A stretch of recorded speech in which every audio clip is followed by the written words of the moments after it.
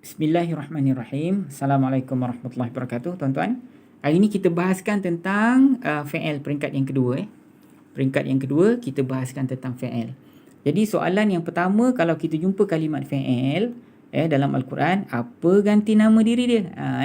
Ini selepas saya tanyalah, itu fi'il kan? Fi'il apa? Fi'il madhi ke, mudhari' ke, amar? Bila selepas tuan-tuan jawab soalan-soalan peringkat pertama tersebut, soalan saya pada peringkat yang kedua ialah, apakah ganti nama diri yang terdapat dalam fi'il tersebut? Tak kiralah fi'il madhi ke, mudhari' ke, amar, apa ganti nama diri dia? Dan soalan kedua ialah, ganti nama diri itu rujuk kepada siapa? Dan hari ini perbahasan kita ialah tentang tengok kalau-kalau ada maf'ulun bih. Dan syarat untuk jadi maf'ulun bih ni tuan-tuan, hujung dia kena berpangkat mansub. Dan tanda mansub yang paling sering digunakan oleh Allah dalam Al-Quran ialah hujungnya baris fathah. Tanda fathah ni ialah memang tanda mansub yang paling popular yang digunakan dalam Al-Quran. Baik, ini tuan-tuan ayat yang kita bahaskan hari ni tuan-tuan ya. Tengok ni. Yuzabbihuna abna'akum wa yastahyuna nisa'akum. Mereka sembelih anak-anak lelaki kamu dan mereka membiarkan hidup anak-anak perempuan kamu. Ini akan kita bahaskan hari ini. Tapi kita ambil berkat daripada ayat Al-Quran ni tuan-tuan.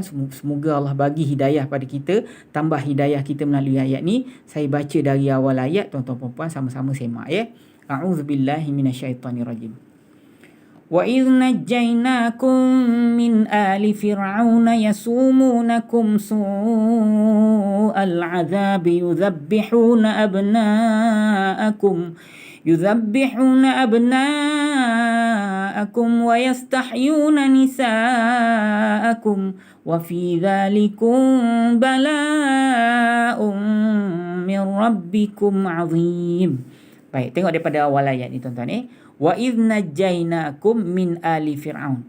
Dan ingatlah ketika kami selamatkan kamu, kami berjayakan kamu min ali fir'aun, dari pengikut Fir'aun dan pengikut dia Yasumunakum su'al azab. Mereka menimpakan kepada kamu seburuk-buruk azab, kata Allah. Apa seburuk-buruk azab dia? Allah Ta'ala tafsir kat sini, yuzabbihuna abna'akum. Itulah seburuk-buruk azab. Mereka bunuh anak-anak lelaki kamu, wa yastahyuna nisa'akum, dan mereka membiarkan hidup anak-anak perempuan kamu. Inilah tuan-tuan azab yang paling buruk yang ditimpakan oleh Fir'aun dan pengikut dia kepada Bani Israel semasa mereka berada di Mesir, tuan-tuan So Fir'aun ni dia keturunan Kipti Jadi orang Kipti waktu tu dia mengenakan siksaan yang sangat seburuk-buruk seksa. Tuan-tuan bayangkan baby baru lahir diambil, dibunuh, dan dengan bermacam-macam cara pembunuhan tu. Kalau tuan-tuan tengok buku tafsir yuzabbihuna abna'akum wa yastahyuna nisa'akum. Sekali lagi tuan-tuan dengar saya terjemah Wa idh najjaynakum min ali fir'aun. Dan ingatlah ketika kami selamatkan kamu dari pengikut Fir'aun, dari keluarga Fir'aun, dari kuncu-kuncu Fir'aun. Yasumunakum su'al azab. Mereka menimpakan ke atas kamu seburuk-buruk azab, iaitu yuzabbihuna abna'akum wa yastahyuna nisa'akum. Apa dia seburuk-buruk azab tersebut? Mereka membunuh anak-anak lelaki kamu dan mereka membiarkan hidup anak-anak perempuan kamu. Ni seburuk-buruk azab yang dikenakan kepada Bani Israel. Baik, hari ni kita bahas ayat ni tuan-tuan rangkap ni yuzabbihuna abna'akum wa yastahyuna nisa'akum. Kalimat pertama dalam rangkap ni yang kita nak bahas hari ni ialah yuzabbihuna. Cuba tengok ni, yuzabbihuna. Apa makna yuzabbihuna? Nanti saya besarkan supaya tuan-tuan lebih mudah Alright. Yuzabbihuna Yuzabbihuna makna apa? Yuzabbihuna maknanya ialah mereka menyembelih. Yuzabbihuna, zabiha daripada perkataan sembelih Yuzabbihuna, mereka menyembelih. Okey tuan-tuan, ni isim ke fa'il ke haraf? Sekarang ni kita masih lagi bahas tentang fa'il kan? Kalau fa'il, cari apa ganti nama diri dia, rujuk pada siapa, dan ada atau tidak maf'ulun bih. Baik, tengok dulu. Ini ialah kalimat fa'il. Cuma soalan peringkat pertama dulu saya tanya, ini fa'il apa? Fa'il ada 3. Dia ada fa'il mudhari', fa'il madhi dan fa'il amar. Kalau fa'il madhi ada telah. Kalau fa'il amar ni fa'il menyuruh. Ini bukan sembelihlah oleh kamu. Mana ada Ini mereka sembelih. Bukan mereka telah sembelih. Ini fa'il apa tuan-tuan? Ini fa'il mudhari'. Jadi fa'il lah kan? Jadi kalau fa'il, saya akan tanya 3 soalan tersebut. Nanti saya bawa balik tuan-tuan punya diagram ni bagi tuan-tuan ingat balik Kalau tuan-tuan jumpa kalimat fa'il, soalan yang pertama, apa ganti nama dirinya? Kemudian ganti nama diri itu rujuk pada siapa? Kemudian tengok kalau ada maf'ulun bih ada atau tidak. Syarat nak jadi maf'ulun bih, hujung dia kena mansub ataupun hujung dia tanda mansub tu ialah dia berbaris atas ya tuan-tuan. Baik, cuba tuan-tuan tengok dekat ayat ni. Yuzabbihuna ialah kalimat fa'il, ni fa'il mudhari'. Baik, apa ganti nama diri dekat dalam kalimat fa'il mudhari' yuzabbihuna? Tuan-tuan jawab, ustaz, mereka ustaz, nampak ni? Mereka. Ya, kalau saya tanya mana tuan-tuan tahu mereka? Tu ustaz kan tulis mereka kat bawah ni, terjemah mereka, so mereka lah. Okey, baik, tuan-tuan dah tahu dah. Dalam yuzabbihuna ni ada mereka. Tuan-tuan janganlah tanya ustaz mana tanda mereka dekat dalam yuzabbihuna. Nantilah kita belajar. Tuan-tuan jangan nak advance sangat. Ikut je, follow je saya punya penerangan. Apa yang saya belum ajar tu tuan-tuan simpan dulu.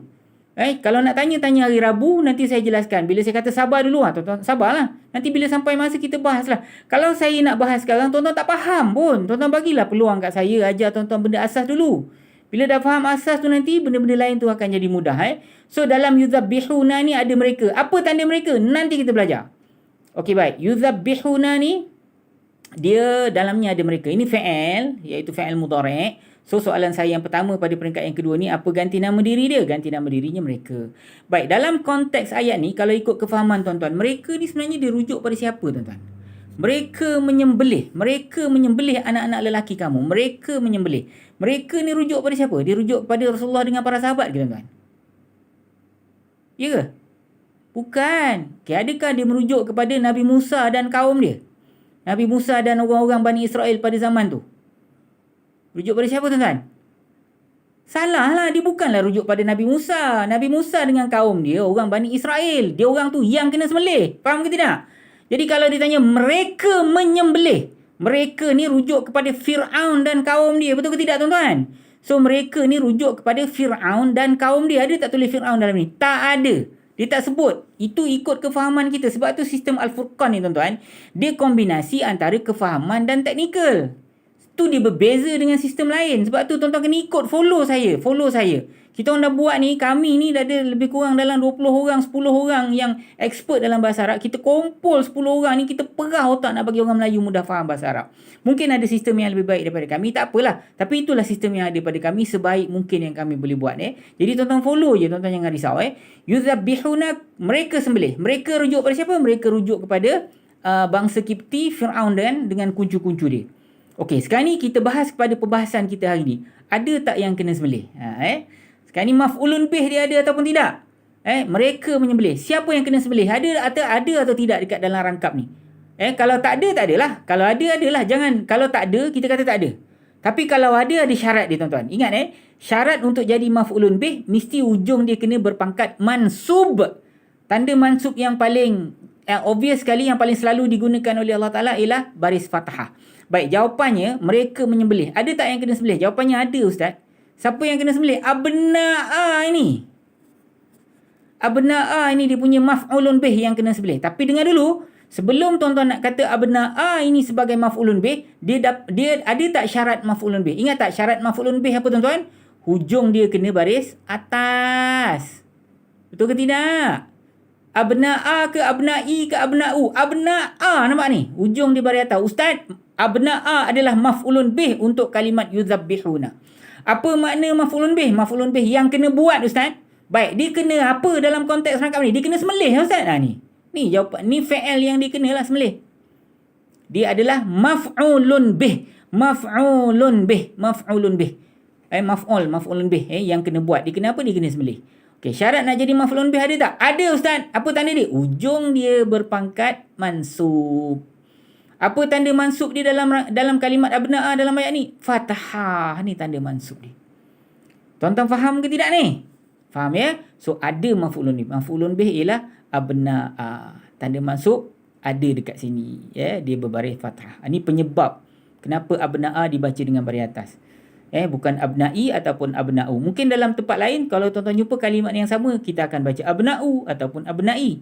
Tapi di sini abna'a. Kenapa? Sebab dia maf'ulun bih daripada kalimat yuzabbihuna. Faham tuan-tuan? Baik, kalimat berikutnya kum. Kum ni maknanya kamu kan? Ini isim ke fa'il ke haraf tuan-tuan? Ini ialah kalimat isim. Nanti lupa nak tanya tadi. Abna'a ni isim yang ada gelaran dan fungsi ke isim biasa tuan-tuan? Ini ialah isim biasa. Hanya isim biasa saja yang hujung dia boleh berubah baris. Betul ke tidak? Tadi lupa nak tanya pasal benda tu. Isim ke fi'il ke haraf? Inilah kalimat isim. Isim ni abna'a balik. Kita balik ke abna'a. Biar lambat sikit tak apa. Abna'a ni ialah kalimat isim. Dia ni isim yang ada gelaran dan fungsi ke isim biasa? Isim biasa, Ustaz. Jadi kalau isim biasa, dia sedang berpangkat marfu' ke mansub ke majrur. Ustaz, dia sedang berpangkat mansub. Betul ke tidak? Okey. Apa tanda mansub dia? Fathah ni nampak?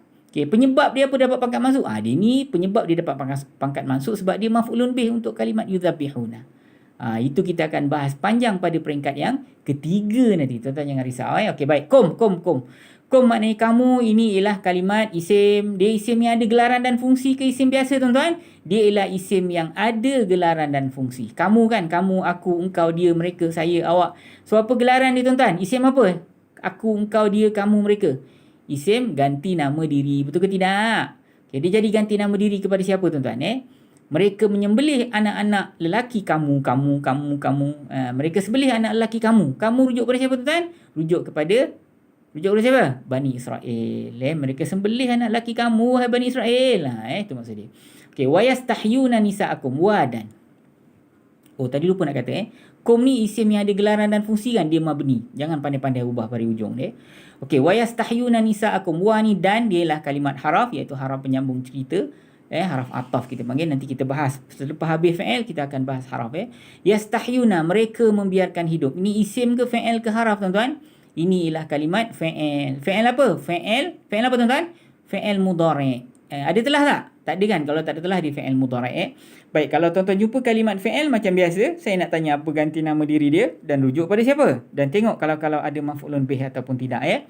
Baik, apa ganti nama diri dia? Mereka lah, Ustaz. Mana awak tahu mereka? Ni ada tulis ni kat terjemahan Ustaz ni. Dalam ni ada mereka. Baik, saya nak tanya soalan kedua. Okey, kalau betul dalam ni ada mereka ni rujuk kepada siapa? Mereka membiarkan hidup anak-anak perempuan kamu. Mereka biarkan hidup. Siapa yang membiarkan hidup anak-anak perempuan Bani Israel ni? Mereka ni siapa? Orang yang sama dengan yastahyu ni tadi. Siapa, tuan-tuan? Fir'aun dan kuncu-kuncu dia. Betul ke tidak? Okey, settle lah, tuan-tuan. Soalan ketiga. Ada atau tidak maf'ulun bih? Siapa yang dibiarkan hidup oleh Fir'aun dan kaum dia? Ada tulis tak dekat dalam rangkap ni? Ada atau tidak?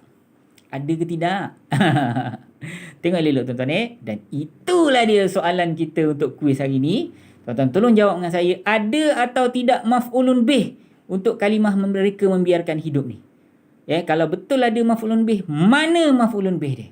Siapa yang dibiarkan hidup oleh Fir'aun dan kuncu-kuncu dia? Dan apakah tanda yang dia itu adalah maf'ulun bih? Adakah kalimat itu ikut atau tidak syarat-syarat nak jadi maf'ulun bih? Ingat tak? Syarat nak jadi maf'ulun bih, hujung dia kena berpangkat mansub. Tanda mansub apa? Baris hujung dia baris atas. Tu soalan saya. Cuba tunjuk kat saya, ada atau tidak maf'ulun bih untuk kalimat yastahyuna ini? Kalau ada, mana dia? Kalau ada, mana dia? Dan apakah tanda dia itu berpangkat mansub? Tanda itu maksudnya baris hujung lah.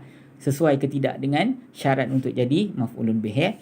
Baik, nisa'a. Nisa'a maknanya perempuan-perempuan. Ini ialah kalimat isim. Isim yang ada gelaran dan fungsi ke isim biasa, tuan-tuan. Ini ialah isim biasa. So, kalau isim biasa, ujung dia boleh berubah baris. Dia boleh berpangkat marfu', boleh berpangkat mansub dan boleh berpangkat majrur. Yang ni dia berpangkat apa, tuan-tuan? Dia berpangkat mansub. Tanda mansub dia fathah. Okey, kum maknanya kamu.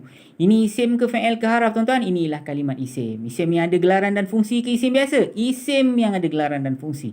Apa gelaran dia? Gelaran dia ialah isim ganti nama diri. Dan dia jadi ganti nama diri pada siapa, tuan-tuan? Dia jadi ganti nama diri kepada Bani Israel. Tuan-tuan. Okey, ingat soalan saya.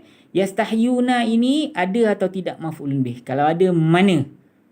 Dan syarat maf'ulun bih tu ada atau tidak? Dia berbaris mansub ataupun tidak dekat maf'ulun bih itu. Cuba cari mana maf'ulun bih untuk yastahyuna ini. So tolong jawab, hantarkan kepada 010-817-3131. Terima kasih atas perhatian. Nanti kita jumpa di lain pertemuan, insya-Allah. Assalamualaikum warahmatullahi wabarakatuh.